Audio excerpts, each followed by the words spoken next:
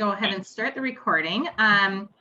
Funny because we are transitioning from the former Planning Policy Committee to the new Implementation Policy Committee, which means for the beginning of the meeting, we are starting the meeting without having a chair or vice chair or set of bylaws to operate under. So you'll notice that there was a number of procedural items at the front. Hello, this is Maureen. Hi, Maureen. Hi, Kevin. Good, how are you? Uh-oh. Good. Let's see. There we go. Okay. A number of procedural items at the beginning of the agenda, but I wanted to start by doing introductions since there are some new people who are joining the group. Some of you have been involved since the beginning 2 years ago, and some of you are newly appointed policy committee members or new positions in the case of Chisago County. So since we will be continuing to work together for another 10 years, it's good if we all know, yeah, we all know one another's names. And I will try to, wherever possible, if somebody's got a phone number, type in the name so that you can see that on the screen and try to put a name to the face. Jay did remind, if you are not talking, it would be great to put yourself on mute just because there does end up being a lot of background noise. So to introduce myself, Angie Hong, I work at Washington Conservation District, but coordinate the East Metro Water Resource Education Program, which is a partnership of 25 local government down in Washington County, has been around since 2006. And during the planning process, I coordinated the policy committee meetings and played the role of coordinating the stakeholder engagement. So that's kind of what my piece of the puzzle is. And I'm trying to think of the best way to do intros. This is always hard on Zoom, but I'm going to start with the policy committee reps that I have listed on the agenda, and then we can pick up after that with other people who are also in attendance. So the first person I have listed from Anoka SWCD, Sharon. Are you here? Hi, Sharon LeMay. Okay, and perhaps when you're introducing yourself, just let the other committee members know if you were involved in the planning process or if you're new to the group. Yes, I was involved in the planning process from the start. Yep. Okay, next from Browns Creek Watershed District, we have today Clayton Eccles. Are you here, Clayton?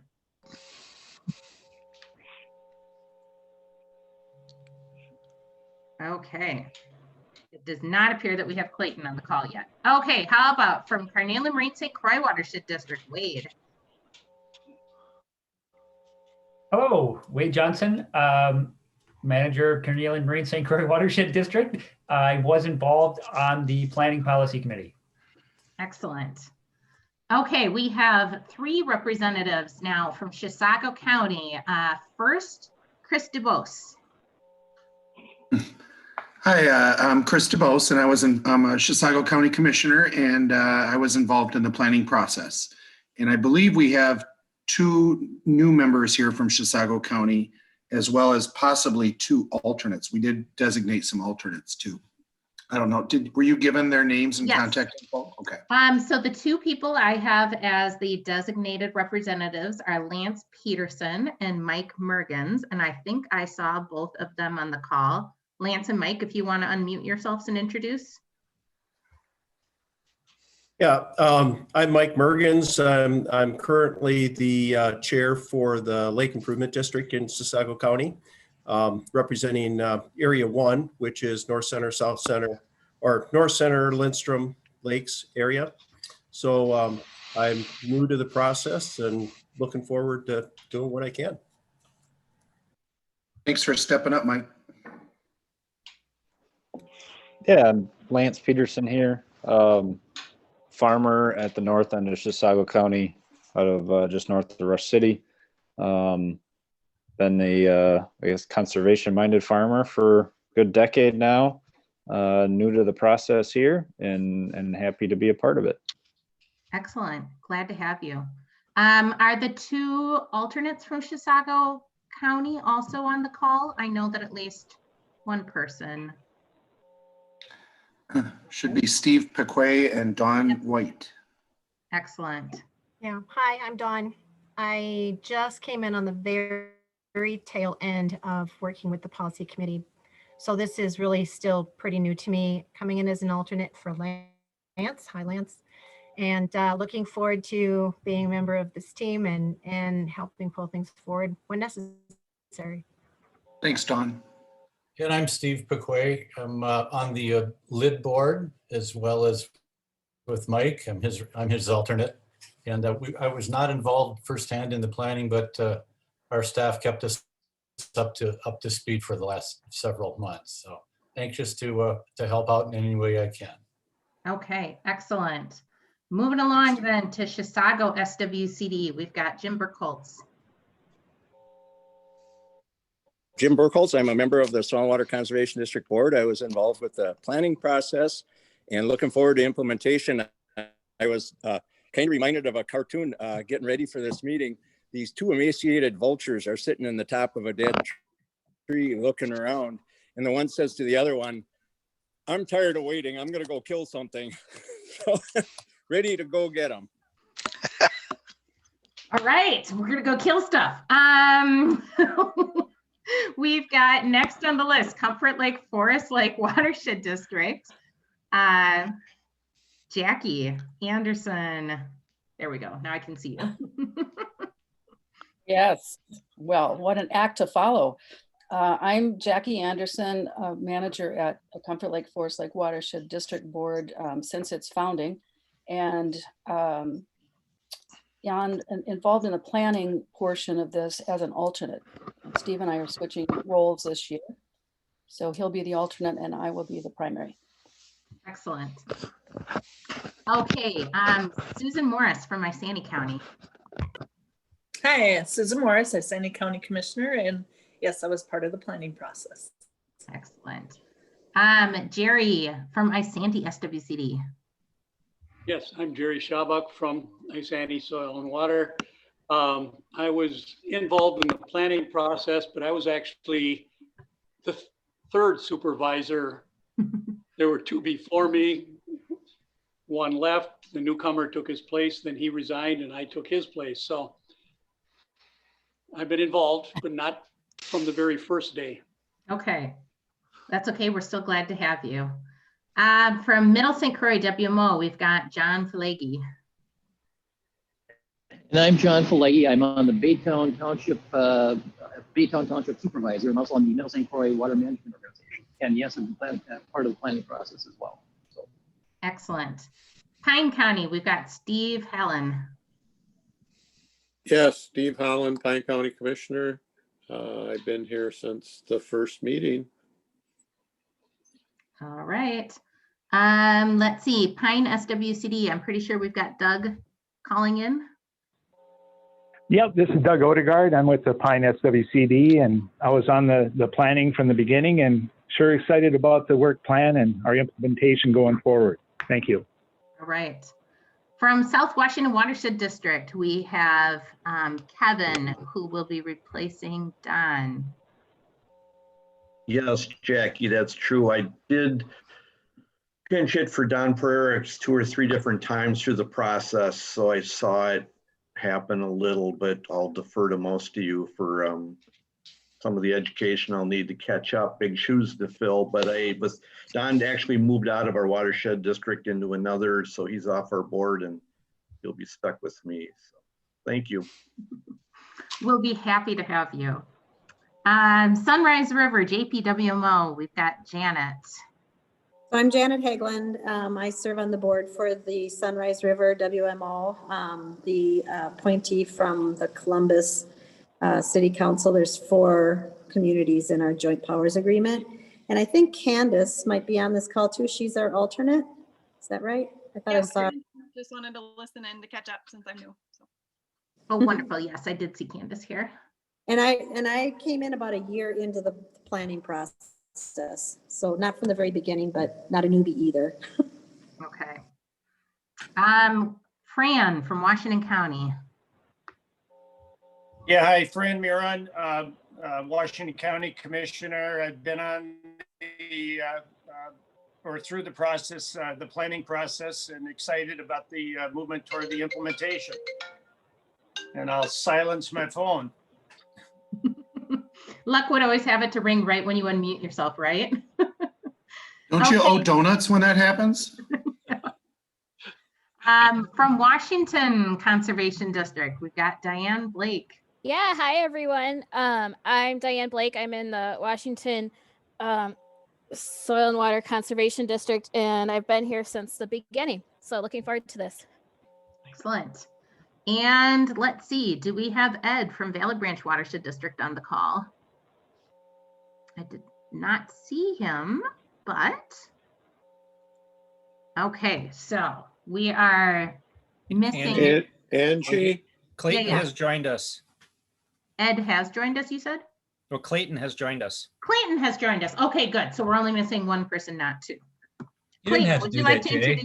introduce I yourself? could have just been incognito here. Nope. Hi, everybody. Clay Eccles. I'm with Browns Creek Watershed District, just filling in for Craig Leiser today. I've been the alternate and have kind of just kept an eye on things. So just here mostly to listen. Thanks. Okay. Angie? Yes. Steve here. I think we have Jerry Wise from the Pine SWCD. He's a new member and the alternate for this board. Okay, wonderful. Are there any other alternates that people would like to introduce? I think Dave, are you on here for my Sandy Soil and Water? Dave Medvicki? Okay. Yes, I'm listening in today. All right. In the interest of time, do people feel okay if I skip the staff introductions and staff can introduce themselves if they are speaking? Okay, wonderful. I just know that we have lots of important stuff to discuss, and I kind of feel like my son's teacher listening to all the kids having to introduce one another at the beginning of every class period. So the very first thing that we need to do is to elect a new slate of officers for the Implementation Policy Committee.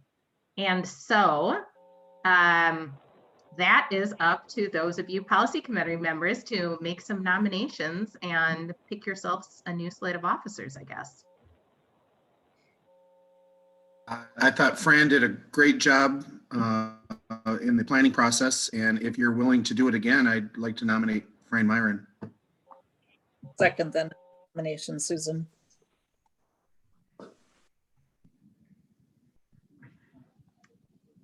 Okay. I'm not exactly sure procedurally. Can I call a vote right now? Is that what would happen? Can I ask a question? This is Jim.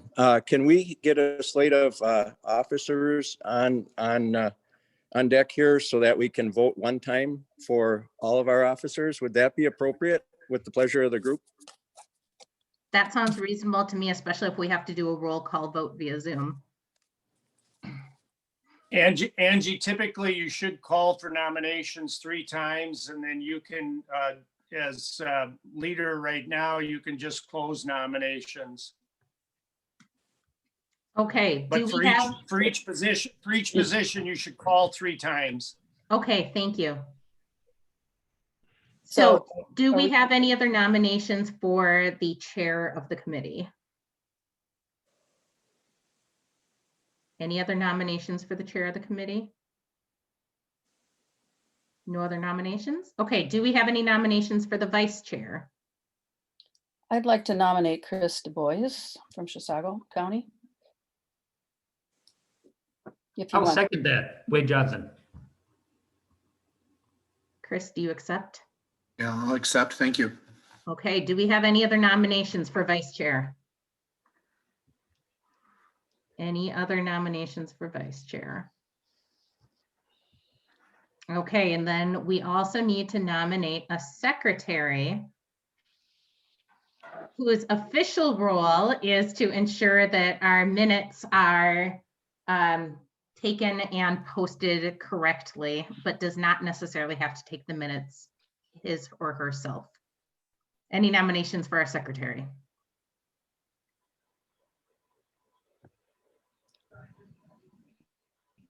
Susan Morris.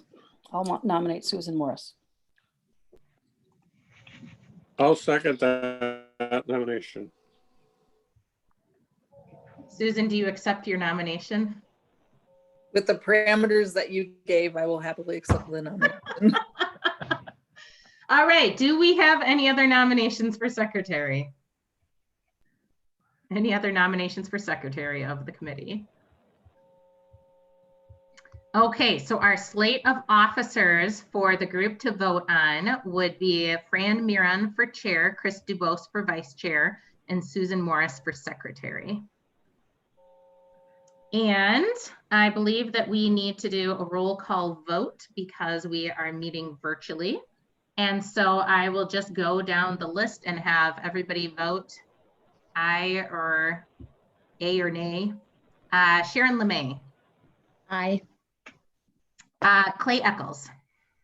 Yes. Wade Johnson. Aye. Chris Dubose. Sorry, aye. Lance Peterson. Aye. Mike Mergens. Aye. Jim Burkholz. Aye. Jackie Anderson. Aye. Susan Morris. Aye. Jerry Shabak. Aye. John Filagi. Aye. Steve Hallen. Yes. Doug Odegaard. Aye. Kevin Chapdelaine.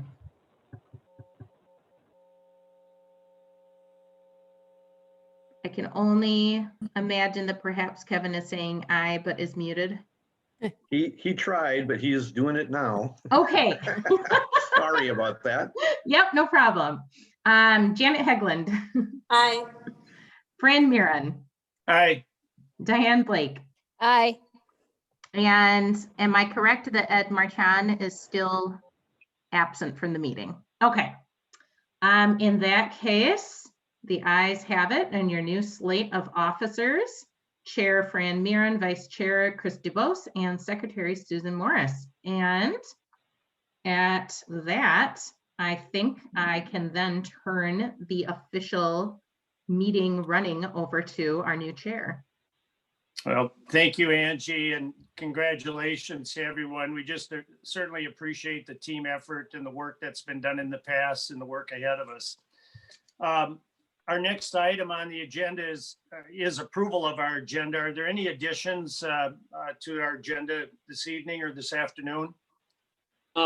Jerry Shabak has one with respect to the joint powers agreement that we've approved. So you'd like to have that on the agenda? Yes, there's something I'd like to bring up. Okay. How about if we add that? Well, where would you prefer to have it, Jerry? How about before the draft work plan presentation? Okay, so right after the minute approval. Yes. We got it on there. Any other additions to our agenda this evening? Otherwise, the motion to approve with that addition would be in order. Jerry Shabak moves to approve the agenda with the addition. Do we have a second? I'll second. Jackie? Okay, and I appreciate if, just for the secretary who's taking the minutes, just identify yourself when you make a motion or a second. And that was Jackie, I believe, that made the Correct. second. Okay, fabulous. We've got a motion second to approve the agenda with the addition of the discussion on the joint powers agreement. Any discussion? Can we have roll call, Angie? Yep. Sharon LeMay. Aye. Clayton Eccles. Yes. Wade Johnson. Aye. Chris Dubose. Aye. Lance Peterson. Aye. Mike Mergens. Aye. Jim Burkholz. Aye. Jackie Anderson. Aye. Susan Morris. Aye. Jerry Shabak.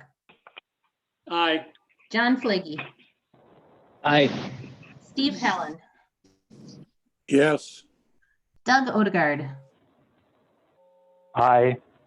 Kevin Chapdelaine, Aye.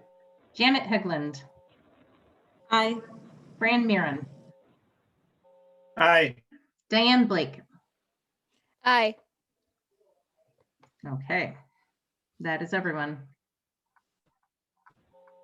Thank you, everyone. Motion carries. Our agenda then is set with that one addition. And Angie, I believe you're next up with a review of our planning process, our plan contacts, and our implementation timeline. Yes, let me pull this up very quickly here.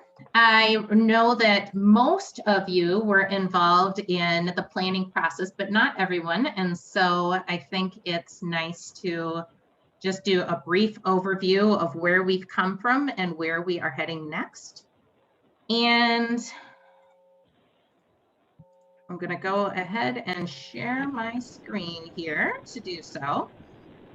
For those of you that have attended other meetings, some of this will be a review, but the Lower St. Croix Comprehensive Watershed Management Plan has been a 2-year process, and it is part of a statewide process, the One Watershed, One Plan program, which is being led by the Minnesota Board of Water and Soil Resources, with a goal of aligning local water planning on major watershed boundaries with state strategies towards prioritized, targeted, and measurable implementation plans.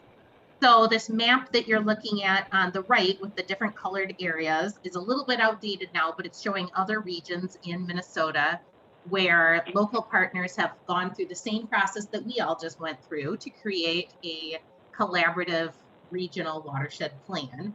And there are other watersheds that are currently going through the process. So they are creating their plans as we speak. In the Lower St. Croix, we originally started with 15 planning partners who helped to develop the plan. And now that we're moving forward into implementation, we are adding in the Valley Branch Watershed District. They signed on to the Joint Powers Agreement.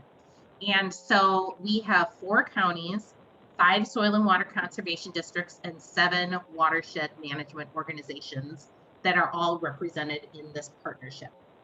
And the map shows the 2, or not, it's one complete watershed, but for the purposes of planning early on, we had talked about a northern region and a southern region. And in the end decided that, you know, we pretty much created the plan as a comprehensive plan rather than 2 separate plans. Just to review, the previous policy committee back on January 28th of 2019 adopted a vision, mission, and strategies for this planning process. The vision was that the St. Croix River groundwater, lakes, streams, river, wetlands, and upland habitat in the Lower St. Croix watershed sustain healthy ecosystems, recreation, public health, tourism, agriculture, the economy, and quality of life in our communities. And give me one moment. I'm going to try to do this. There we go. Can you all still hear me just fine? I just went through and muted everybody else. So hopefully folks can still hear me, but not the background noise. So the mission of the Lower St. Croix One Watershed, One Plan process was to develop a collaborative and comprehensive plan to guide the protection and restoration of priority resources in our region over the next 10 years, and to enhance collaboration between upstream and downstream neighbors, between different levels of government, to identify and address gaps, avoid duplication of efforts, and make efficient use of federal, state, and local funds. So moving along here, at least I think I am. Okay, the Lower St. Croix region is 915 square miles. It covers 6 counties. There is a little portion of Ramsey County that is in the watershed, although neither Ramsey County nor Ramsey SWCD has elected to participate in the process.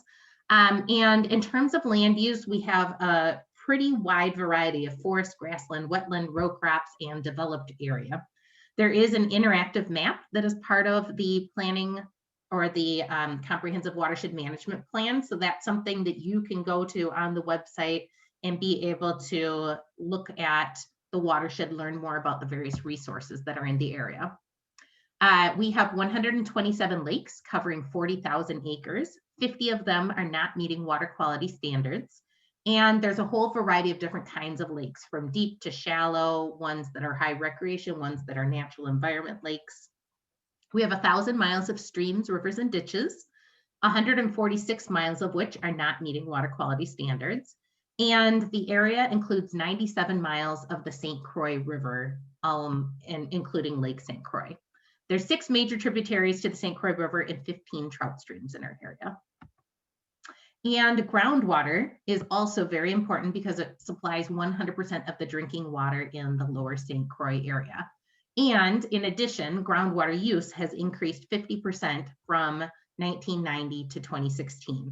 We know that there is contamination issues in portions of southern Washington County, but we also don't have adequate data to know if there are contamination issues in other parts of the watershed as well. So an attempt to simplify the planning process, where we came from to where we are. The first meeting of the Lower St. Croix One Watershed Steering Committee happened in October of 2017. So at this point in time, this was staff meeting to apply for a grant from the Board of Water and Soil Resources to pay for the planning process. There was a planning memorandum of understanding agreement that was created between the partners, and the grant was applied for and then awarded through Bowser. So in April of 2018, this was the first time that the policy committee met. And from then on, the policy committee met at regular intervals, usually monthly, throughout the planning process to oversee what was being developed and provide input throughout the process. There was a couple months worth of time in which partners were collecting and consolidating info, pulling together data from various plans that were already in existence, various studies that had been conducted. There was also a lot of priority and goal setting that happened at both the staff steering committee level and at the policy committee level. There was several months worth of stakeholder engagement. And all of this was put into the plan, the eventual plan, which was developed and written. And then we had a 6-month review process that happened last year from March through October, when there was a formal review and various agencies and stakeholders could give input, which resulted in the eventual final plan. So the plan was approved on October 28th of 2020. And then the joint powers agreement was developed. All of the entities have signed on. And now we are right here at January 2021 with the new policy committee beginning and hopefully implementation beginning as well. So just to give you a little bit of background on the, what's in the plan and the stakeholder engagement. We had a number of workshops and public meetings, an online public survey, interviews with farmers. We had an advisory committee that was very active throughout the planning process that had not just staff from the participating entities, but also 32 members from local and state agencies. And we reviewed stakeholder input from other recent planning processes. So the plan contents ended up recommending 70% of the funds go towards implementation of shared services and project expenses. 25% of the funds go towards prioritization and analysis to identify new projects to do in future years, and 5% to go towards administration. And we talked about the priority locations being the St. Croix River and tributaries, the Sunrise River and tributaries, and regionally significant lakes throughout the region. So some of the projects and programs that the plan found of greatest need. One is agricultural outreach, support, and projects. And in the plan, we said that there was a need to hire staff or contractors to provide direct assistance to local agricultural producers, and funding for cost share support for projects, both structural and non-structural, that improve soil health and reduce runoff to the St. Croix and Sunrise rivers. We see a need for community outreach, support, and projects. And this takes the form both of expanding the existing water education program in Washington County to serve the whole basin, as well as engaging residents, lake associations, businesses, and local officials, and providing outreach support to local cities and townships to update ordinances related to stormwater and shoreline buffers. Also funding for shoreline restoration and stormwater reduction projects in urban areas. There is a goal of creating or restoring 1,000 acres of wetlands in high priority locations, a goal of protecting 1,000 acres of critical habitat in high priority locations, and a recognized need to use diagnostic monitoring, computer modeling, field investigations, and cost benefit analyses to identify the best value projects and best locations to achieve our clean water goals. So where we are sitting right now is that we have approximately $1.2 million in watershed-based implementation funds from the state of Minnesota to use in 2021 and 2022 if we approve our work plan and are able to submit it to Board of Water and Soil Resources by, I believe we have an updated timeline by February 24th. So this funding combines $793,000 from the Lower St. Croix Metro pot of funding and $471,000 from the basin-wide funding. We decided as a group to pool that all together so that we could use the funds across the whole watershed where they're most needed. The grant is administered by the Minnesota Board of Water and Soil Resources, so we do have to adhere to their grant guidelines. It is a 10-year plan, so this is not the only funding, this is just the first 2 years worth of funding. And then there's other components of the plan that will be implemented at a local level and funded through a whole variety of other funding sources. So what we have been doing since the policy committee last met, in November, December, and early January, the steering committee and advisory committee met several times as both a large group and in subcommittees to develop a work plan for how to use this first installment of watershed-based implementation funds. So right now we're at the point where the policy committee is meeting to review this work plan. And if 2/3 of this committee approve this work plan, it will then get forwarded on to your local boards. We did not create a joint powers entity. This is just a joint powers collaboration. So the policy committee does not actually have the authority to make the final decision. It's the local boards that do. So this will go to your local boards to review and approve the work plan in your February meetings. We, by our joint powers agreement, need 2/3 approval to proceed.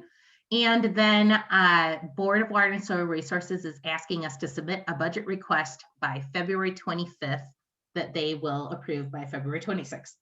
So we then go forward to develop the work plan. The work plan will be approved hopefully by March 30th. And in April, the money arrives and we begin implementing. We do all the fun stuff that we've decided that we want to do. But what is critical to know is that we're in this super short timeline. So if for some reason we're not be able to have 2/3 approval at the end of this meeting or did not have 2/3 approval from the local boards, we don't get the $1.2 million. So that's something that's really important for everybody to be aware of as we are entering into conversations tonight. Okay, so.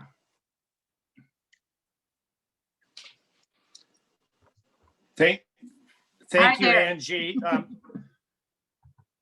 Any questions on the material that Angie presented?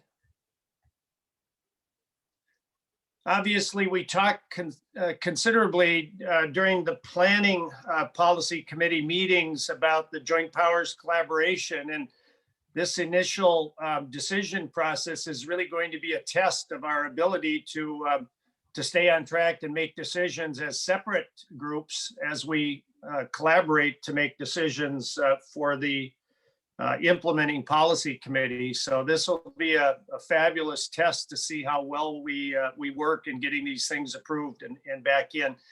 Angie, I'm wondering if your PowerPoint could be sent either electronically or hard copy to members that request hard copy. Yep.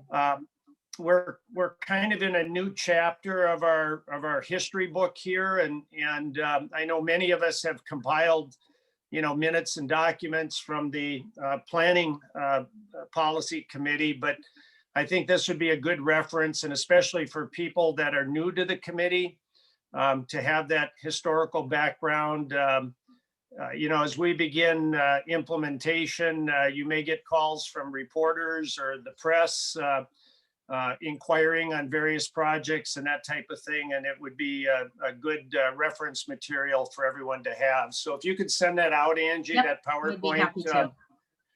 that would be great. And by the way, for those of you new to the committee, if you do prefer to have hard copy, just let Angie know, and we can get hard copies to you on some of these things. But if you're adept at the email and that works for you, that certainly saves postage and printing and that type of thing if that works for you. So either way, just let us know. Any questions at all on the presentation? Okay, I'm not hearing or seeing any, so we'll move into our minutes. You should have received either by hard copy or email the minutes from October 26th. Are there any additions or corrections to those detailed minutes? Otherwise, a motion to approve would be in order. So this is Janet. I would move to approve the October 26th, 2020 board minutes. Thank you, Janet. We got a motion from Janet Hegland. Is there a second? Chris DeVos seconds. Oh. And we've got a second from Chris. Any discussion? Hearing none. Angie, would you call roll, please? Yep. Sharon LeMay. Aye. Clayton Nichols. Yes. Wade Johnson. Aye. Chris DeBose. Aye. Lance Peterson. Aye. Mike Mergens. Aye. Jim Burkholz. Aye. Jackie Anderson. Aye. Susan Morris. Aye. Jerry Shabak. Aye. John Flagey. Aye. Steve Helen. Yes. Doug Odegaard.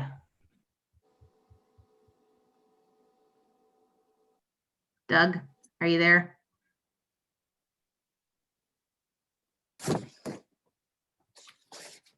Okay, I'm gonna skip over Doug. Kevin Chapdelaine. It's making me look good. Yes.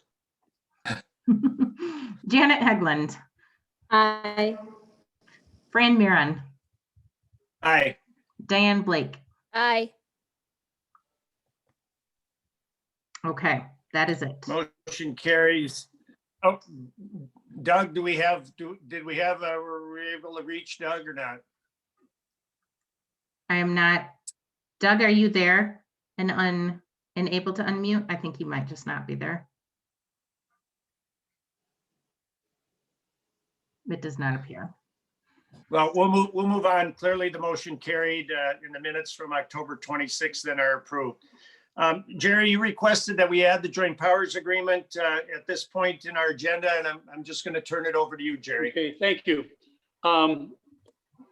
In our discussion, when we recommended the acceptance of the joint powers agreement, we discussed an item in 4B, well, under term and termination, where it required that any recommendation we made to go forward had to be passed by a unanimous approval.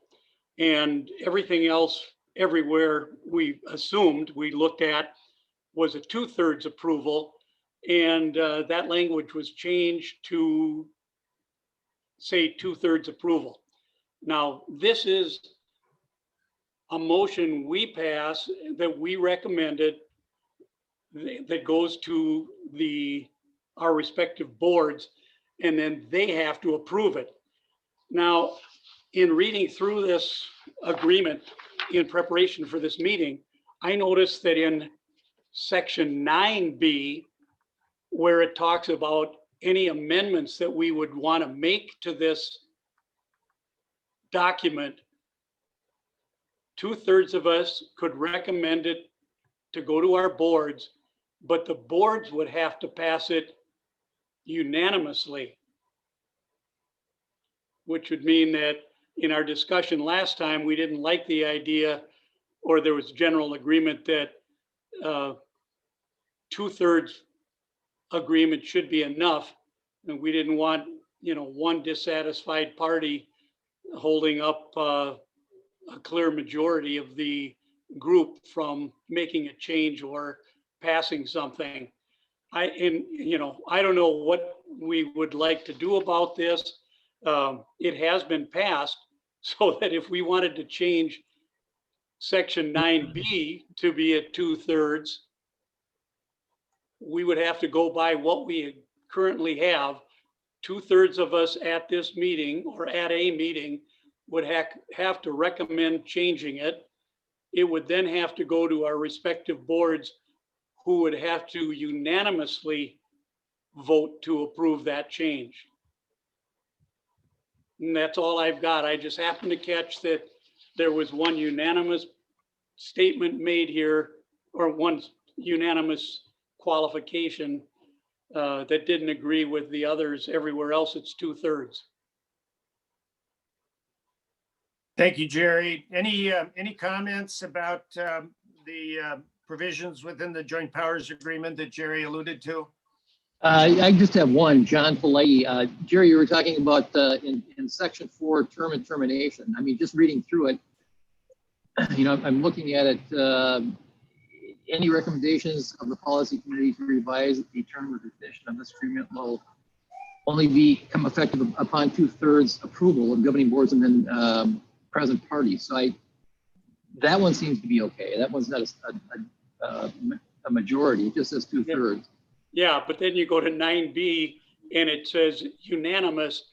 And when I read it, I saw a definite conflict in those two. Okay. Yeah, I'm reading 9 too, where it does say all. Yes, you're right. But in 4B, it says any recommendation of the committee will only become effective upon 2/3. So that would mean our recommendation has to go by 2/3.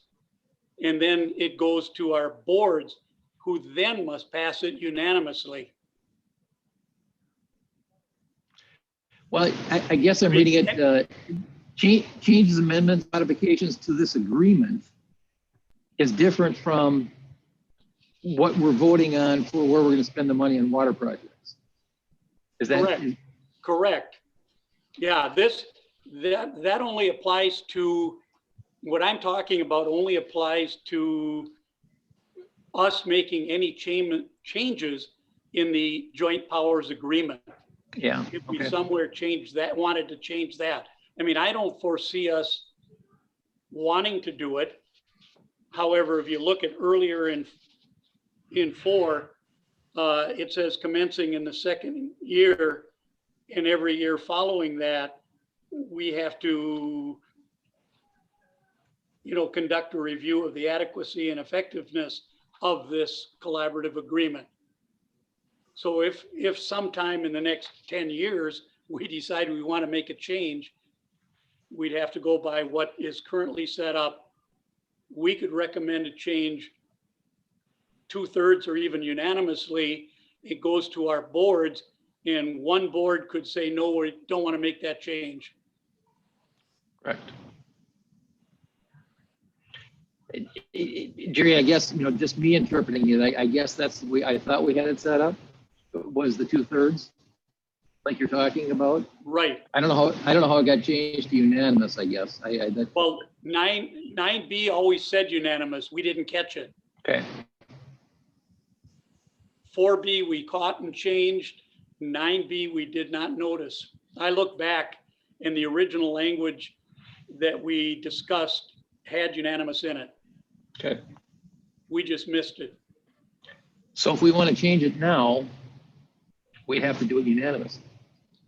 We can make the recommendation to change it Right. with a 2/3 vote, but our boards would have to pass it unanimously. Yeah, correct. And then thereafter, it would be only 2/3 for them. I know we have a lot on our agenda, but this is probably something we should address now because I can see it biting us later. So I agree. I did not catch it. And so I Right. think it's an impossible bar. One person on one board could stop any project. Right. It doesn't make sense. Right. This is Jackie Anderson. I sat in on that meeting when that discussion was being held. And we had a real discussion about those 2 points, that difference. And it was left this way. My understanding was it was left this way so that changes could be proposed by the policy committee, but the decision at that time was to leave the collaboration as being unanimous because we didn't want to leave, one member, even if it's one person, one member, not agreeing with the policies. Because they might drop out and we didn't want people to drop out. And I think if we still have a meeting record, a recording, of that meeting, we should have somebody review it because that's how I remembered. We had a thorough discussion about it. It was confusing, but we left it that way to maintain integrity with all of the members. Yeah, Jackie, I was the one who originally brought up and suggested the change in 4B, and I do not recall even having looked at 9B. Well, I remember bringing it up as well at that time, and that's what the end was. I didn't think it was right, but that's what the group decided to do. That's how I. Jackie, I appreciate your suggestion about reviewing the audio of the meeting to get the sense of what was approved there. And I'm wondering, obviously, we can move forward under the joint powers agreement. Long term, Jerry, I agree that this is probably something that has to be looked at and reviewed, and we would go through the process outlined in the joint powers agreement to make a change if that would be the recommendation. But I'm wondering if we should have staff review the audio of the meeting, review the 2 areas that you identified. We could include this on our next policy committee agenda. And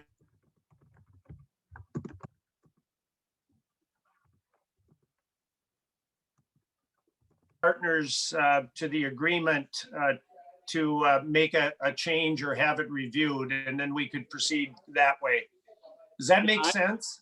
Yeah, I'm fine with that. I wasn't suggesting or thinking that we would make a decision on this today. I just think that sometime in the future, we should discuss it and make a decision.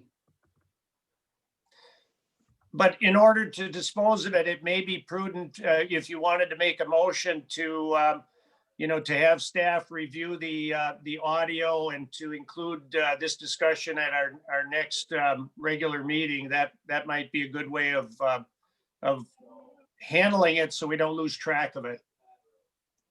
All right, I'm willing to do that. I move that staff review the recording and add it to a future meeting for further discussion and decision.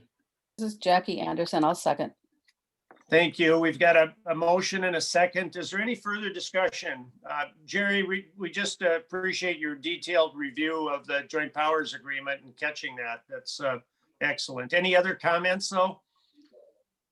This is Janet. I do have one other comment. I actually remember it the same way that Jackie does. So it'll be interesting to see if that's what we end up with. We have a JPA that we operate with our Sunrise WMO, and it has similar terms in it. And I'll tell you, if there's one party objecting to something, it does grind everything to a halt. So if it turns out that that's what we have, we might want to consider adding some additional language for resuming, excuse me, resolving disputes. There isn't anything in the JPA right now about a mechanism for resolving any sort of disputes or disagreements. And so if there isn't an appetite for actually making the change that Jerry suggested, that might be another way to continue to move things forward if you end up leaving it at a unanimous decision. Any other discussion on the motion? So we'll go ahead and, yeah, I don't hear any other discussion. We'll go ahead and vote on the motion, which is to have staff review the audio, review the joint powers agreement, and add this to as an agenda item to our future meeting. Angie, would you call roll, please? Yep. Sharon LeMay. Aye. Clayton Nichols. Yes. Wade Johnson. Aye. Chris DeBose. Aye. Lance Peterson. Aye. Mike Mergens. Aye. Jim Burkholz. Aye. Jackie Anderson. Aye. Susan Morris. Aye. Jerry Shabak. Aye. John Flagey. Aye. Steve Hallen. Yes. Doug Odegaard. Aye. Ah, Doug is back. Yay. Kevin Chaplain. Aye. Janet Hegland. Aye. Fran Mirren. Aye. Diane Blake. Aye. And Ed Marchand. Oh, Ed is not here. Sorry. Thank you for listening to me. Sorry I took up extra time.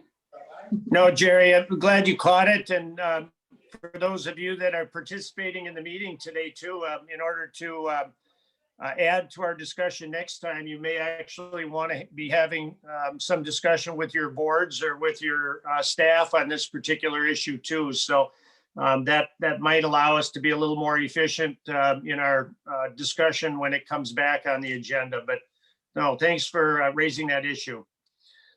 Our next item is to review and consider approving the draft bylaws for implementation by the policy committee. Jay Riggs is going to lead us. Thank you, Fran. I'm going to generously hand this one over to Jamie and Angie to discuss, since Jamie actually, I think, was the one who helped draft the bylaws. Thank you, Jamie, for volunteering. Wonderful, no problem. I apologize, Jay. I think that I meant to put your name next to the next agenda item instead of this one. So. No apologies necessary. Jamie's on it. Yeah, Angie, I'll get started and please fill in whatever I may miss. Angie and I have worked on the bylaws that you were previously using and had previously approved as a planning policy committee, and with just a few revisions, have in your meeting packet revised bylaws for you to consider. Some very brief highlights for you.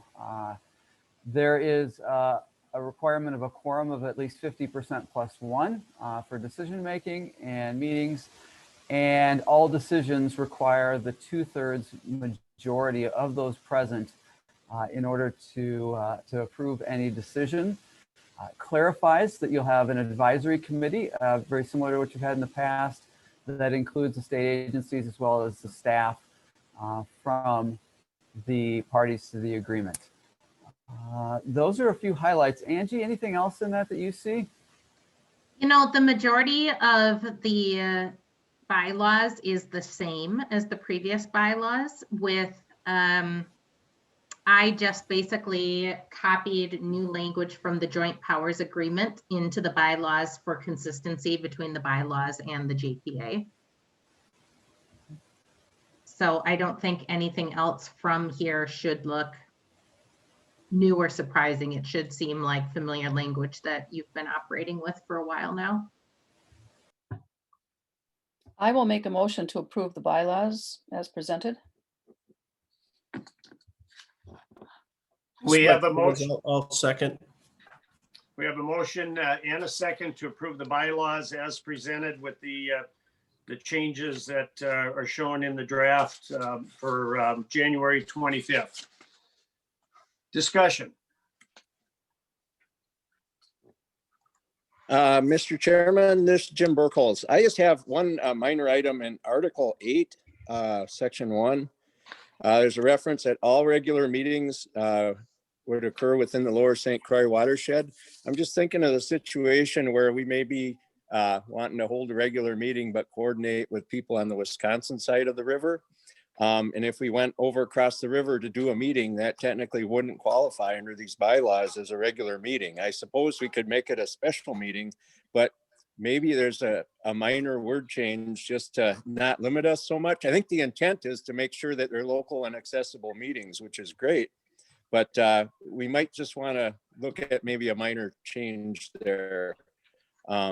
Because I don't have a problem as a member of this group to go across the river and coordinate with the Wisconsin people and have it be a regular meeting that we do. Jim, what page would that be on? It's on page 5. It's in Article 8. Okay. Jim, wouldn't the Wisconsin side be in the Lower St. Croix watershed though? Mr. Chairman, I was under the understanding that the Lower St. Croix, as we define it, is on the Minnesota side only. But however, if I'm looking at it too restrictive, then that takes care of it.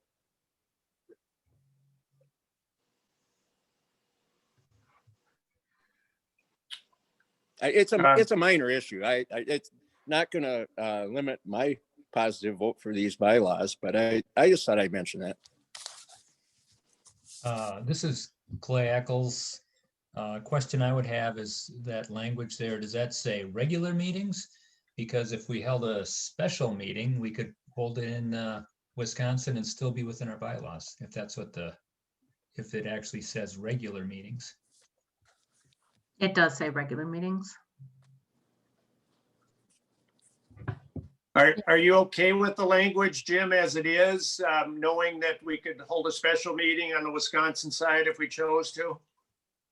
Yeah, I'm fine with that. I just wanted to point it out as something that might be a little bit limiting, and we'd have to remember to deal with the meeting appropriately if we ever run into that situation. So with that, I have no opposition to voting affirmative on this. Yeah, as is. Any other comments on what the issue Jim raised there? I think that having a special meeting is covered under Article 9, 4. We have to adhere to the laws and the chapters, the statute chapters that are cited here. And they allow, I know 103D allows for special meetings. So I think we're covered. Any disagreement there? We're not hearing any further discussion on the bylaws. This does require a 2/3 vote, which I don't believe will be an issue, but I'll ask Angie to call roll. Yes, indeed. Sharon LeMay. Aye. Clayton Nichols. Yes. Wade Johnson. Aye. Chris DeBose. Aye. Lance Peterson. Aye. Mike Mergens. Approve. Jim Burkholz. Aye. Jackie Anderson. Aye. Susan Morris. Aye. Jerry Shabak. Aye. John Flagey. Aye. Steve Hallen. Yes. Doug Odegaard. Aye. Kevin Chapdelaine. Aye. Janet Hegland. Aye. Fran Mirren. Aye. Diane Blake. Aye. Excellent. Motion carries, and we'll move then to a presentation on our draft work plan. And am I right then that Jay Riggs is going to present now? Yes. Thank you, Mr. Chair. Jay, do you need me to give you ability to share your screen? If you would, that would be great. And if the group would like to follow either on the screen or on your own copy of the work plan, I'm going to give a short summary of the process that we undertook to develop this work plan, and then just give you the highlights of the 10 activities in the work plan. So we should have plenty of time for discussion if necessary.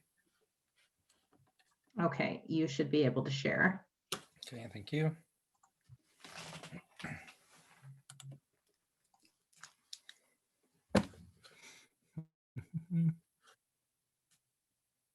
Sorry, this is taking so long. There we go.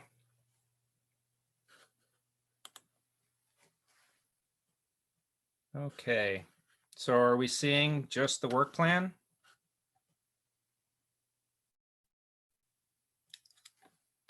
Yes? Okay, great. Well, thank you once again. As I mentioned, I'll provide a summary of the activity and budget recommended for each of the work plan items. And this work plan was developed by the steering committee and advisory committee over the past 3.5 months after all the input during the planning process, and included a number of meetings. One thing I want to note is that the group, the planning committee, the planning team made a decision to hold off on developing the final budget until December, because we were wanting to wait until we found out about the results from the Clean Water Fund grant applications, because there were some big grant applications in there that would have affected our budgeting decisions for the Lower St. Croix budget. So just in summary, our process was started out with October 5th. We had a planning team meeting. October 7th, we had a large meeting with the steering committee, including the cities. Then there was a wait. In December 1st, we had a wetlands subcommittee meeting with Bowser to clarify what activities would be eligible for funding under Clean Water Fund grants and to talk about priority areas. December 10th, we had a planning team meeting. December 14th, we had a steering committee meeting with cities again. And then with that feedback, then we went back and formed subcommittees to actually make recommendations for funding that we were going to bring back to the advisory committee. So on January 4th through 8th, we had 3 subcommittee meetings.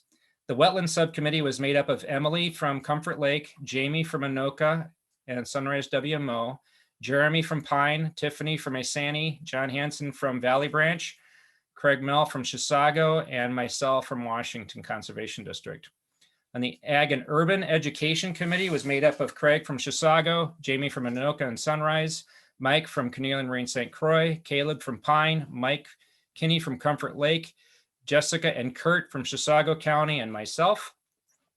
And then there was a Prioritization and Targeting Analysis Committee made up of myself, Caleb Anderson from Pine, Jerry from Chisago, Jeremy from Pine, Casey from Chisago, and Mike Eisensee from Cornelian Marine St. Croix.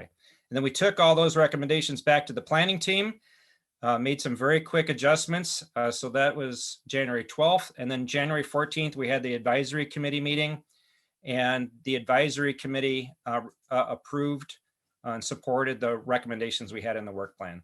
So in a very short period of time, we had a lot of work done at the staff level with a lot of involvement from most, if not all, of our partners. Any questions about the work plan development process? Excellent, thank you. So if we refer to the grant activities, there are 10 activities specifically in here, and each of them has a budget item. I'm going to just mention what the activity is and what the proposed budget is, and just we can discuss as we're going along, or we can hold questions till the end. But the number 1 item is related to shared staffing for education and outreach. The proposed funding is $200,000, and the description is we would hire an agronomy outreach specialist. And this would include 1 full-time agronomy outreach specialist to work basin-wide. And we haven't worked out specific details on where this person would be housed or anything like that, but the intent was this person would work basin-wide and may have 1 or more spaces where they're housed or co-located. Activity 2 is structural ag BMP implementation. The grant funding for this is $160,000. Remember too, this is funding over a 2-year period. This activity would provide cost share for installing or implementing structural agricultural best management practices. This would be done using NRCS or Bowser approved standards, and the projects will be chosen through targeting and prioritization process described in section 7B. Next activity is Basin Water Outreach Program. Funding for this is $125,000.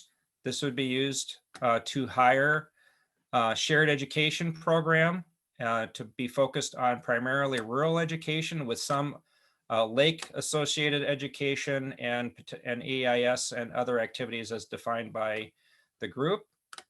This is funding adequate for just over half-time positions. So the concept right now is that we would combine this funding with other local funding to be able to hire a full-time educator working on the basin scale. Plus, at this point, we're looking at hiring, this would be combined with half-time funding we have for the Washington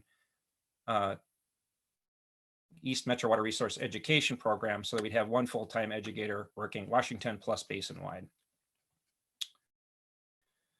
Non-structural ag urban BMP implementation. Grant funding for this is $200,000. Activity would include providing cost share for implementing non-structural agricultural best management practices following approved standards, and for cost share implementing non-structural urban best management practices. Next item is structural urban BMP implementation, funding $200,000 from Clean Water Fund.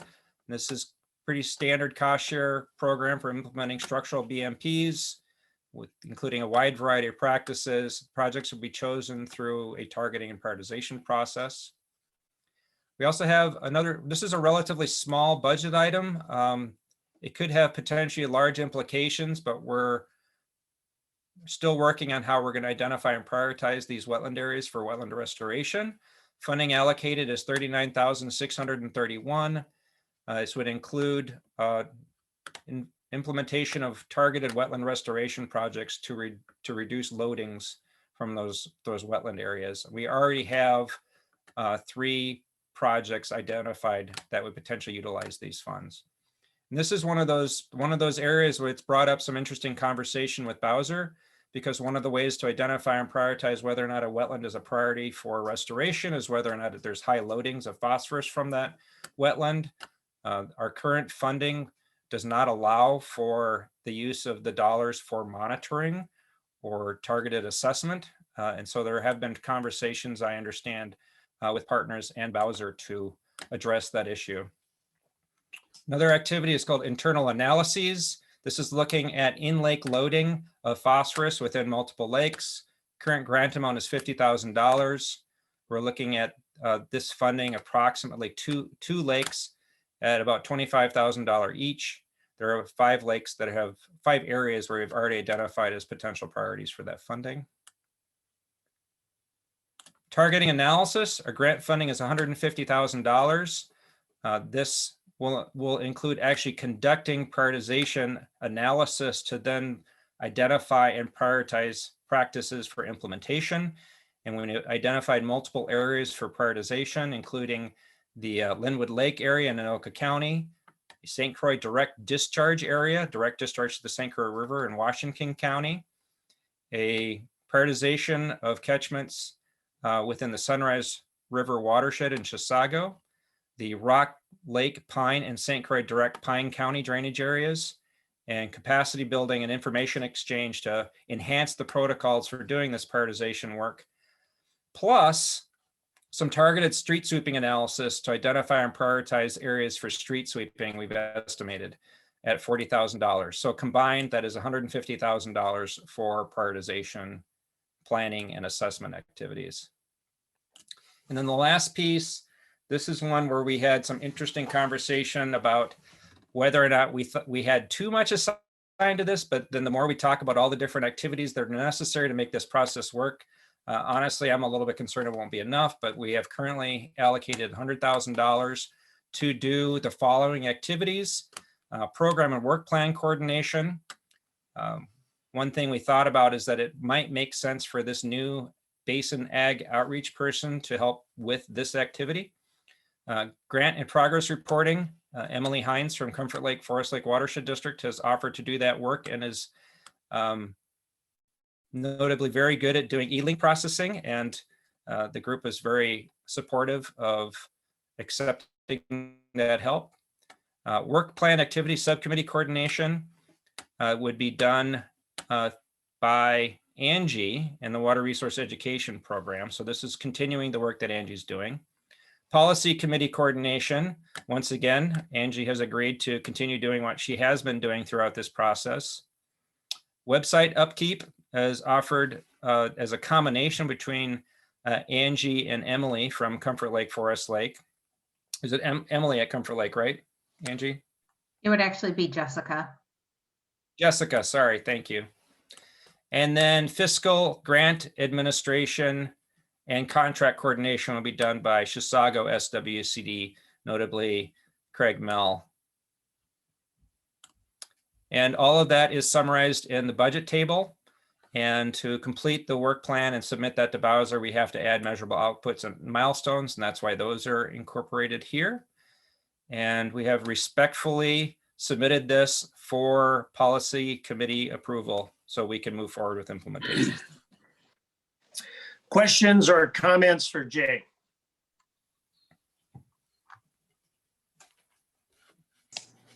I'll start. This is Jackie from Comfort Lake Forest Lake. Go ahead, Jackie. Well, I'm not going to go through all of the comments here. We had a number of them, and so we prepared a letter to the committee. We don't want to hold up this process.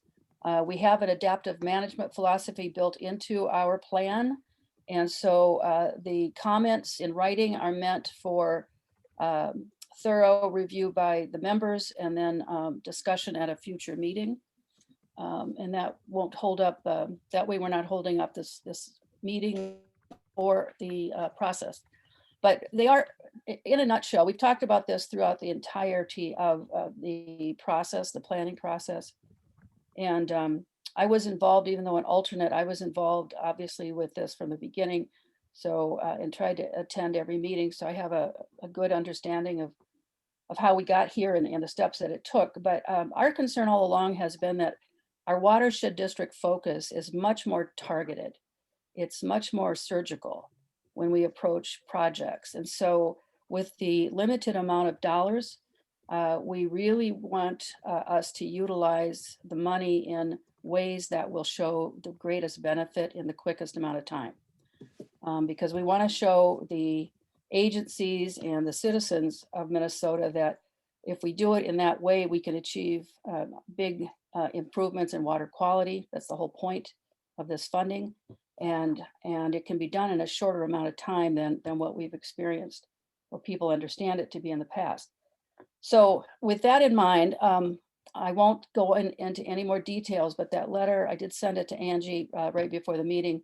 So she will be sending that out to the committee, and you can look it over. And when we meet again, we want this to be a process, iterative process of understanding our position on how we attack projects in the watershed and how we might hone that in the work plan that's being presented.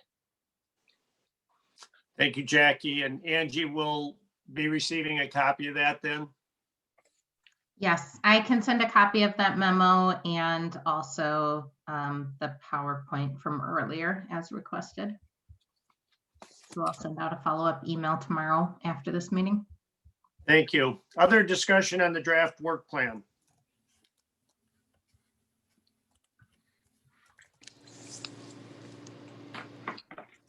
I've got a couple of comments, and maybe if there's somebody else that wants to make some comments, we hear them too. On the first page, under the activity description, we talk about the hire or contract with an agricultural conservationist and agronomist. And I'm just wondering if we could change the language there a little bit.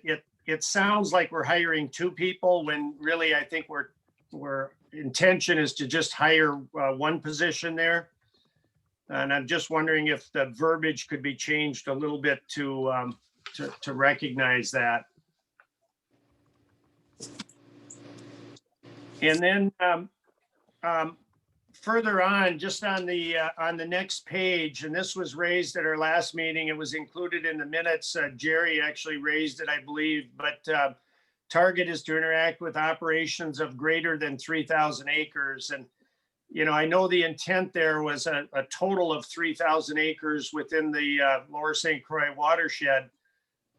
This still makes it sound like we're only working with very large farmers. And I think we need to change the language there a little bit. So somebody reading this would understand that our goal is a total of 3,000 agricultural acres.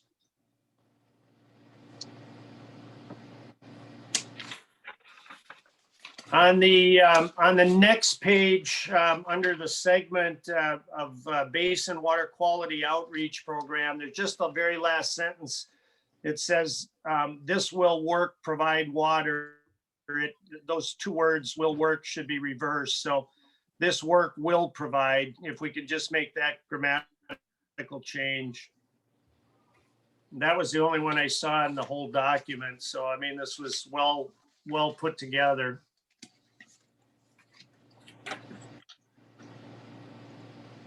Other thoughts on those issues or any other issues that you see with the work plan? Jim?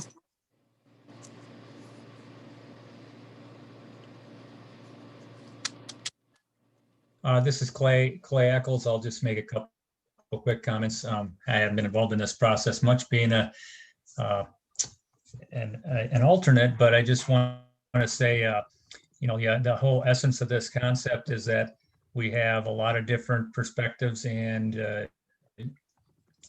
benefactors, and there'll be maybe some areas of the whole joint powers that get a little more benefit out of this directly than others.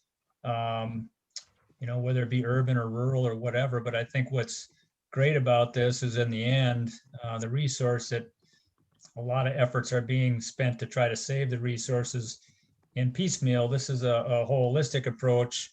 And so the idea that, we're going to be able to hit everything everywhere evenly is probably not going to happen, especially since we all have different perspectives on what's equal or fair. But I think the whole concept of a joint powers is that by everybody participating, we all come away with, the resource, which is what we're trying to work towards, comes away with more. And so just want to say, really support the idea of a work plan like this, where we're, targeting to get region-wide the best benefit for our dollars. Boy, Clay, you really summarized a lot of discussion that went on in the Planning Policy Committee. So thank you for doing that. And you've got obviously a good understanding of it. Other comments, discussion? Man, I have one. I can't raise my hand. I can't seem to find the button. That's all right. Go ahead. Yeah, this is Steve Schmaltz from Comfort Lake Forest Lake as an alternate. And just looking at the milestone chart at the end of the work plan, as it relates to the basic or Basin Ag and Outreach Program, the milestone for year one is just to hire the person. If we're spending that kind of money, I would expect that, and it's only March right now, or February, January, that the person would be able not only be hired, but to actually develop some kind of a program that would be started to implement by the end of the season. So I think we might want to think about tightening that up a little bit in terms of what we expect from that person. And also, I would hope that just from a good business practice, that we have position descriptions and all the other supporting documentation that you would have if you were going to hire a person in government and or industry, just so we have it tightened up. Not necessarily in this work plan, but as a backup to what we expect from that person and what their responsibilities are. Thank you. Thank you, Steve. Jay, do you have any comments on Steve's responses? Absolutely. Thank you, Steve. Thank you, Chairman Miron. Number one, we can definitely tighten up the milestones. This person will definitely be able, with working with Angie and the group, be able to do more than just be hired. So I think that makes a lot of sense. Jay, I think to clarify, the reason that the milestone is so minimal for that line item is because the intent is for the ag and outreach person to drive the ag BMPs.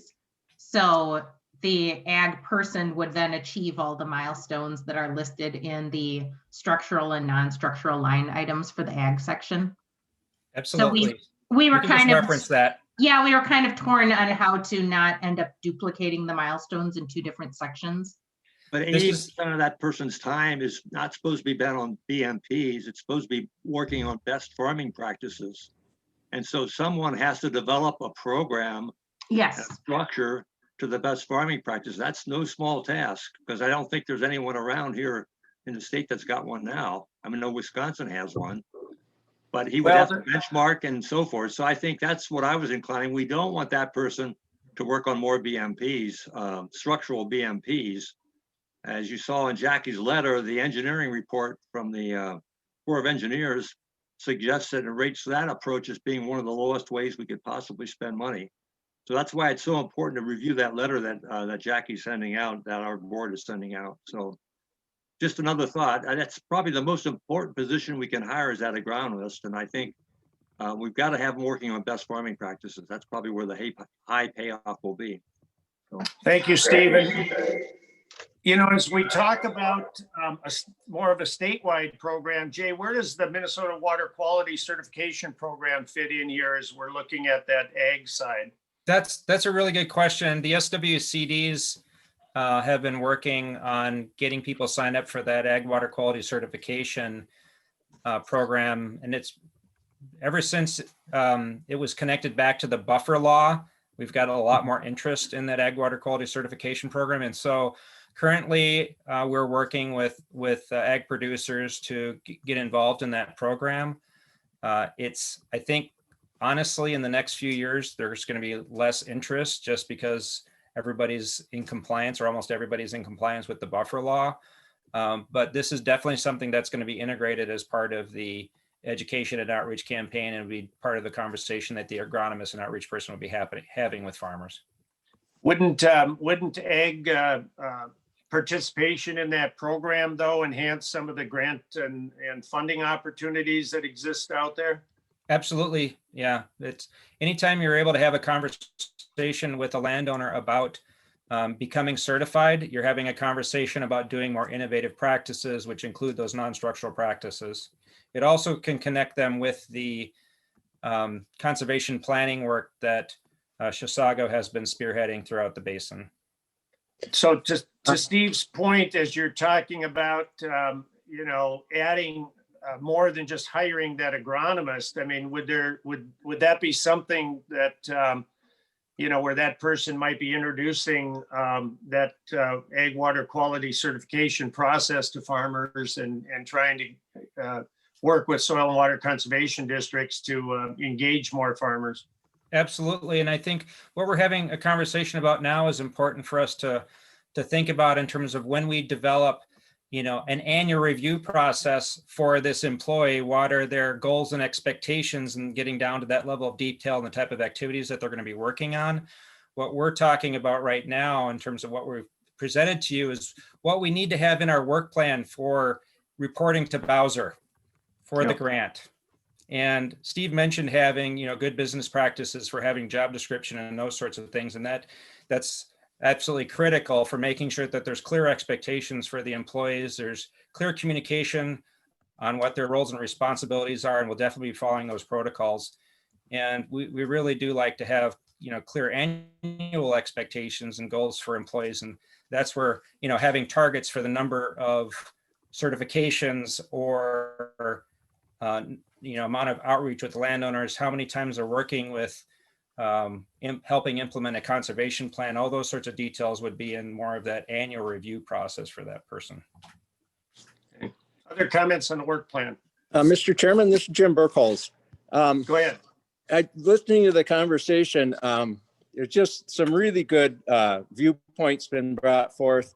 And what I'm reflecting, and I think there's probably 2 or 3 people that are in on this call today that have their farm certified under the Ag Water Quality Certification Program. And there's a lot of these things that people are dealing with. We each have our unique perspectives on what works best on our particular watch and our local unit of government. And I just note some of the things that have been discussed. And Jackie, I'm looking forward to seeing your letter.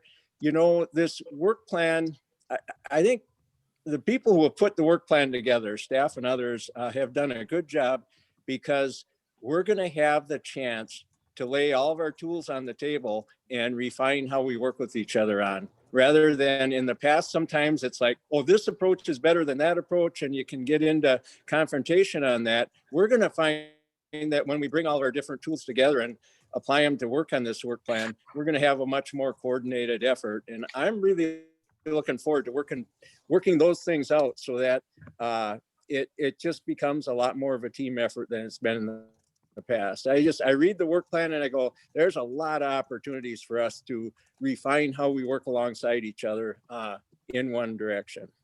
So I just see that as a real positive, and I really appreciate the insightful comments that have been made as part of this discussion. It's really well said. Other comments on the work plan? This is Janet. I just have a question for Angie. Angie, when you did your PowerPoint presentation, I thought I remembered that in that 70% for program, 25% of that 70% was staffing. Was that correct? Yes, and actually Emily anticipated that there might be a question like what I think you are asking. So I'm going to go ahead. Okay. Yeah, go ahead, because when I add it up, it comes to 35%. So that's why I'm asking the question.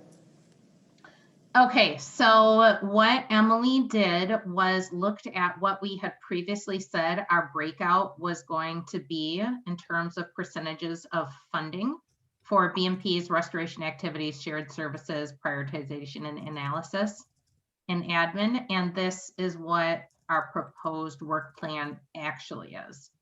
So there is differences. They are relatively similar to one another, but they, these two sets of numbers right here are not exactly the same as what they were proposed to be. Is that what your question was, Janet? Well, so what I just did is I just added up the cost of the outreach, ag outreach program, the shared services educator, and the administration coordinator, and then divided it by the 1.2 million. And those three items represent 35% of the budget.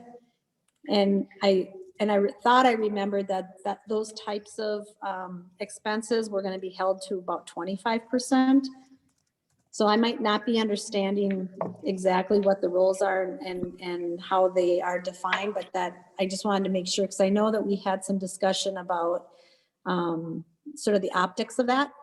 So, and I wasn't sure when Bowser looks at the plan, whether or not they would see that as an inconsistency with our original planning documents. So I think what the difference is between the way it's calculated in this table and the way you're calculating it is whether or not you consider administration part of the shared services. We had pulled administration out and we're purely looking at shared services as hiring the ag outreach person and hiring a new education person. But for the purposes of the administration, I guess it is also shared services, but it wouldn't necessarily be hiring a new position. It would be divvying up the work amongst existing staff. But I think in our planning documents, we didn't actually have administration as an expense. And I think that was reflected in the minutes from last time where there was some discussion about the amount of work that this would be. And the response was that they'd accept the roles and risk of uncompensated work at this time. So I'm not saying we shouldn't do it. I'm just saying that if you look at what I think we sent in as our plan, I'm having a hard time making this fit into that, because I don't know that I know that those kinds of expenses are always viewed suspiciously, so to speak, or negatively. So I'm not bringing it up because I'm against it. I'm just bringing it up more from a consistency standpoint. Mr. Chairman, this is Craig from the Chisago Soil and Water. May I speak? Go ahead, Craig. Yes, in the plan, it does call for 5% for administration on page, I'm looking at the plan here, apologize, the page number. I think it's page But in the approved 16. Page 16, it calls for 5% for administration, 25% for prioritization and analysis, and then the 70%, which is a breakdown of 25, 45 for implementation, 25 being shared services, 45 for being the actual projects on the ground. And so that's the numbers. Angie, if you want to put that back up, that does correlate to what was in the approved plan. Yes. Thank you.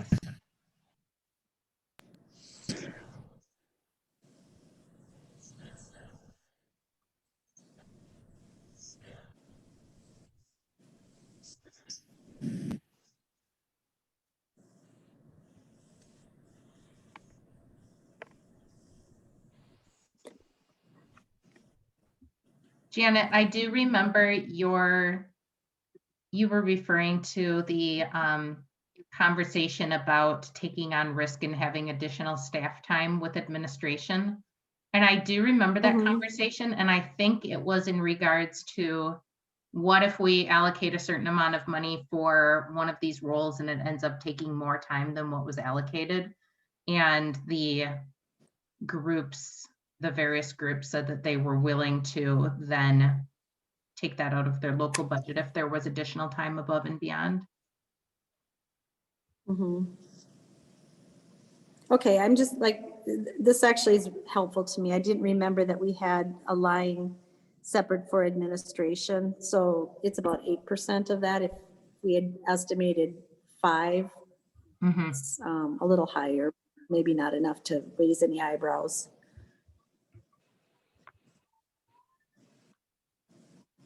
Thank you, Janet, and thank you, Craig, for the explanation there. Other comments, discussion on the work plan? I just wanted to, this is Jackie again at Comfort Lake, Forest Lake. The discussion that was held before this administrative discussion on using the agronomist for some other duties like the reserve program and the extra incentive for the water quality projects. It's our understanding, or practices, I mean, it's our understanding that that program has just increased the match or the incentive payment for installing good practices, and that was done by the local SWCD staffs. So I'm a little concerned that we commingle the duties of what should be the SWCD staff focuses and the new agronomist, because that's being paid with clean water funds. And that's to be additive to existing programs, not substitute for them. It's in the statute. So we have to be very careful about not assigning duties to the new person paid for with those dollars, those fund dollars, with what's already taking place. Does that make sense? You understand what I'm saying? We have to be very careful not to use those clean water funds for normal practices. Yeah. Okay. Yep. No, certainly understand that. Yeah. Now, one of the suggestions I think that Mike's probably brought up, I know we've talked about it locally, is I don't think the local soil and water districts are doing soil health practices. I know that's kind of a new thing that's happening, but that could probably be a carve out because it's not a routine maintenance thing that districts have been doing.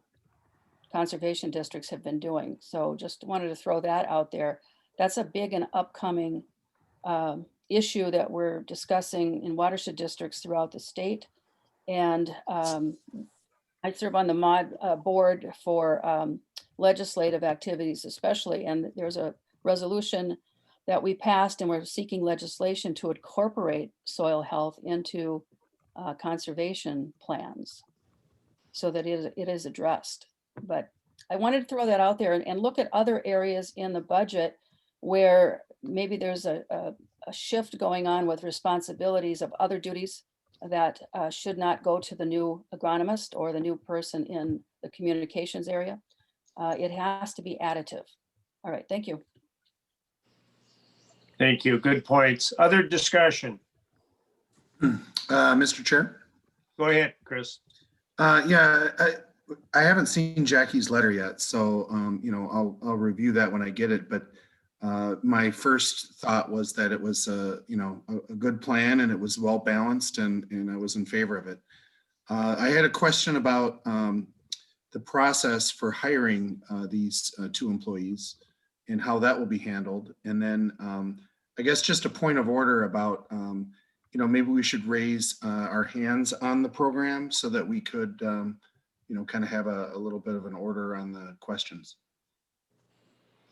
Okay, sorry about that. It's hard for me to catch all of that. And then we've got some people on the phone as well, so it's difficult raising hands. So we want to be inclusive. I just trust that if there are comments that you'll speak up and share. Sure. I think if you go #9 on the phone, I can't remember if it's *9 or #9, but I think that'll raise a hand on the app. Okay. And Angie, I trust if you're kind of monitoring some of that too, and you can share that with me as we go along, if you would. Yes. I'm also trying to take notes on what people are talking about. Yeah, Jay and I'm I taking notes said too, that we Angie, but Chairman Murrah, may I respond to Chris's question about the hiring process? Yes, would you? Yeah, thank you. We've had some preliminary conversations among staff about how it would happen, but I'm going to take Chris's question as a volunteering to be on the hiring committee panel, because any of these positions, because this is a base and scale effort, we're anticipating that there's going to be multiple partner process of developing the position announcement, helping out with advertising, and then participating on the interview panel, and that this will be a very inclusive process. Well, I'm not the most knowledgeable person in the room here, so I would defer to somebody else that's maybe more knowledgeable if they want to take part in that, but I'd be happy to help if you need me. Thank you. I don't think we want to have an interview panel of 16, but I'm anticipating probably 5 people on the panel, so it's going to be a thorough process for whatever applicants we get. All right. Let me know. Thank you. Thank you. And Lance Peterson also raised the issue we could use the chat function as well as we're meeting. So if you want to include things in the chat, certainly do that as well. Other discussion?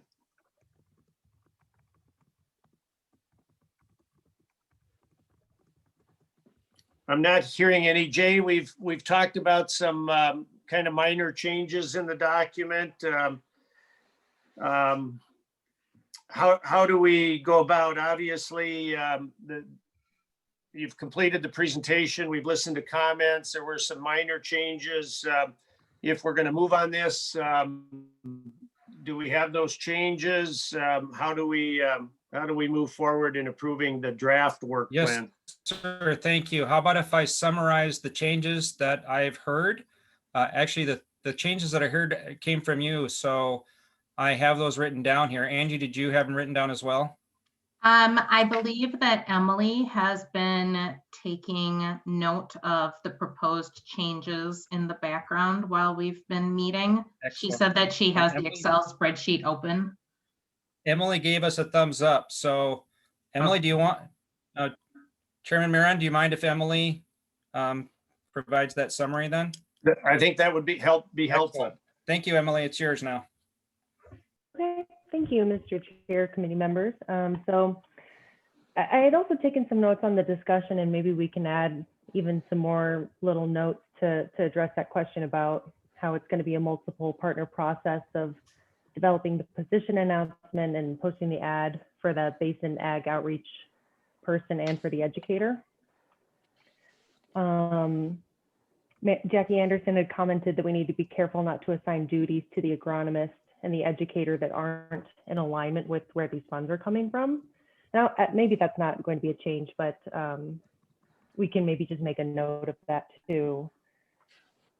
Under the activity description for activity 1, again, that agronomist, changing it so it doesn't say agricultural conservationist and agronomist. Sounds like 2 people. Let's just call it agronomist, maybe. I recorded there was a comment about the 3,000 acres. I didn't catch exactly what what the change would be to the text. For that one, Emily, is my understanding that the language needs to be clear so that this is the total goal and does not require us only to work with landowners who have 3,000 or more acres. Is that correct, Fran? Yeah, that is. I mean, the sentence reads, a target is to interact with operators of greater than 3,000 acres. And I don't think we're looking at, working with just large operators. And so however we need to do that, but I know it was raised at the last meeting. It was in the minutes. Jerry, I believe, had raised it. And I don't think we've got that clarified right here. So, maybe just a change saying a target is to interact with large and small operations with, so that we impact a total of 3,000, greater than 3,000 acres. Maybe that would be the language. I don't want this to appear that we're only working with large operations. After the word of, you could simply add a total. Operators of a total greater than 3,000 acres. I Go ahead. Yeah, Steve? I was trying to raise my hand, but go ahead. I remember that discussion and if we wanted large farms, but my question last time was in Pine County, you've eliminated, I don't know, that in the lower St. Croix part of Pine County, you might have one farmer that's that size.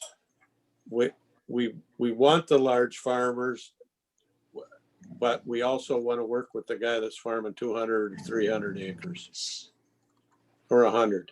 Excellent. Emily, do you have that? Yes, got it. Okay, great. I think a total of 3,000 is way too low of a bar. The total of 3,000 is at least 3,000. So we can be for sure successful with the reporting to Bowser, I think. Okay. Oh, I see. Don White also noticed that in one of the tables, we only said 2,000 acres instead of 3,000 acres. So we need to make sure that that's consistent. Yep. Thank you, Dan. Also. Go ahead, Jay. Go ahead. Dan Fabian also in the chat asked if we could put the number of persons work with as a goal in addition to the acreage.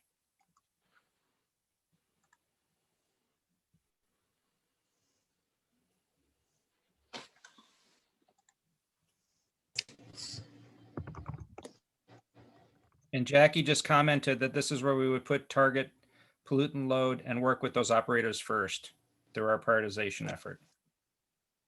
Yep, thank you. So with those changes, are there any additional changes or discussion on changes on the work plan? Mr. Chair, I have one very small change. We were off by $100 on what the amount of money is that we are actually getting from the state. And so the staff is recommending that we take $100 out of the wetland budget. And so the wetland restoration budget would be $39,531 instead of $631. Okay, any objection to that recommendation? Not hearing any. Any other comments?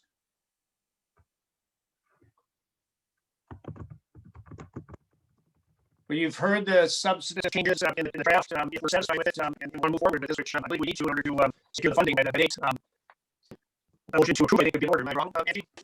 Yeah, so we need the policy committee to make a motion to approve this budget to be sent to your local board for review and approval. Steve, I'll make the motion. The motion for Steve is a second. Jim Burkholz, I'll second that motion. We'll take second for Jim Burkholz. So we got a motion and a second to approve the draft work plan with those changes that have been made and mentioned here so far, and including the dollar figure to comply with the total amount that we will be awarded. Any discussion? just as part of the discussion, certainly Jackie indicated the letter coming from them that we'll have a chance to review. And obviously there are processes established for adjusting work plans. And we always appreciate your willingness to allow us to move forward and still address the concerns that you had and are attempting to address in the letter that we'll have forthcoming. Any other discussion? Chair, this is Edward from County. If I may speak. Go ahead, Doug. Yeah, I just have once it's all approved and we send back to our local boards. What is the mechanism by which we let folks know that this has been approved so we go forward for the Bowser budget request? Yes, thank you for asking that. Craig Mel would like for him to be notified as his local boards have approved. Craig? Correct, simple email's fine, and further draft up the minutes. Thank you. Yep. So email Craig Mel the results of the votes with a copy of the minutes. Any other discussion? Not hearing any, Angie, would you call roll again? We're during the draft work plan and we'll be seeking that in this vote. Yeah, Angie. Okay, Chair Lemay. Aye. Clayton Eccles. Yes. Wade Johnson. Aye. Chris Bose. Aye. Ann Peterson. Aye. Mike Perkins. Aye. Jim Burkholz. Aye. Jackie Anderson. Yes, to keep the process moving. Susan Morris. All of them left. I forgot that she's not, no, she was leaving. Jared Chalk. Aye. Let's see where are we? John Flicky. Aye. Steve Helen. Yes. Doug Odegaard. Aye. Kevin Kathleen. Janet Headland. Aye. Brandon. Aye. Diane Blake. Aye. We got 2/3, so the motion carries. Congratulations, we've approved the draft work plan. We'll move to setting meeting schedule for 2021. Any discussion, Angie? We've been meeting on what, fourth Mondays? What have we been meeting on? Refresh my memory. We have been meeting on the fourth Monday, and we made a brief and failed the last Monday. Pretty sure it's last and fourth. I don't even know how many times we've tried to meet on the last and fourth Monday. These are the last Monday, Craig? Because it's 10 minutes for last one, but before the last doesn't matter. Okay. We basically failed to have a meeting, and that's just proved to be too hard for the particular meeting. But it works for the meeting the last Monday. Our hope, once we have happened, the policy committee continues to meet on a monthly basis, and our hope is that after the first couple months of the year, when we're needing to work out all of these details to get the plan up and running, that no, the policy committee can move to only meeting twice a year, but that right now there are a number of things that need to be reviewed in order to get the implementation process off the ground. So hopefully in the near future you won't be committing yourselves to meeting quite as frequently as you are right now. How does that fourth or last Monday, what would be your preference, and how does that look at people's calendars? So in February, if we met in February, and planning team or something else, do we think it was a reason to meet in February, or do we think it wouldn't be reasonable to meet until March? I kind of thought that my next reasonable time check-in would be March. When will the results of the funding? Will that be February, March? We would be submitting our work plan budget to Bowser on February 26th. So if we met in February, we still wouldn't have done that yet, and we'll have really new information to talk about. March is fine. What about going by the beginning of the month, like we started this year out trying to do? And that was because there wasn't enough time to get the plan together and materials together. Yeah, So can we go back to that first? That can be the first one, looking from district. So Mike Morgan's, CPA, and myself, yep. And Craig Mel sent a chapter about the minutes, when we set meetings in the past, and we got to remember the planning policy committee. We've now got an implementing policy committee, so we're working under a whole new gamut. But we just want to make sure that everyone can meet our schedules, our deadlines here. How about the second Monday of the month? So that would be Monday, March 8th. And then potentially that would then again be Monday, April 12th. So And have been at Chicago County Water Plan, which is the second Monday's month, is Commissioner Chris Bose, and if an alternate member of this board would not be able to attend then. okay. Well, then let's just go to fourth Monday. I think that's what it was to me. It wasn't the last, it was the fourth Monday, because it was different, of course, in those long months, but not always the last. I like the fourth Monday. So Andy, do you have the dates? If we met on the fourth Monday, we would be meeting on Monday, March 22nd. Monday, March 22nd, and then we would be meeting again on Monday, April 26th. And Jamie, we did successfully approve the October 26th minutes. That happened. Do you want to extend beyond that, or do we want to move forward with maybe just have those two meeting dates? One of the things that you could consider is setting just the fourth Monday every month with the option to cancel future meetings after April if needed. There you go. With the caveat to make it the third Monday if there's a holiday interference. Sure. I know the county conservation district meets on the third Monday, so nobody from Elk County can be here. So maybe we need to have a caveat that we'll address holidays at a future time or something like that, if someone wants to make a motion here. I'll make the motion to 4 Mondays of every month and setting exceptions when needed. Do we have a second? Okay, we've got a motion and a second motion from Jackie Anderson and a second from Chris Bose. Any discussion? Just again, that would cause us to meet on March 22nd and April 26th. Those would be the first two meetings that Angie identified meeting dates for. Any discussion? Hearing none, Andy, would you call roll, please? Chairman May. Aye. Clayton Eccles. Yes. Wade Johnson. Aye. Chris Bose. Aye. Mike Peterson. Aye. Mike Perkins. Aye. Jim Burkholz. Aye. Jimmy Anderson. Aye. Jerry Shabak. Aye. John Flaky. Aye. Steve Helen. We still have Steve. Okay. Doug Odegaard. Aye. Kevin Chapman. Janet Headland. Aye. Brandon. Aye. Diane Blake. Motion carries. We've got our meeting set. I think we've accomplished a lot today. Is there anything else that we need to have a discussion about to go to the organization here? Yeah, I think Jerry should share that. Brett, he has an account behind him. My wife heard you say that. I said, "Whoa." You're pretty observant. It is getting close to dinner time. We'll have within our meeting schedule time. So, anything else we need? Thank you so much for meeting us. It's a lot of information to take at once. Thank you. Somebody's doing pretty well. Appreciate all the everybody on the staff on this. So, we'll wait another lengthy vote just to call our meeting adjourned, and thank everyone for joining and appreciate all the effort and the review of our committee and work that was again. I'll look some materials that Angie has sent out, the letter and also the PowerPoint document that was presented. Thank you. Thank you.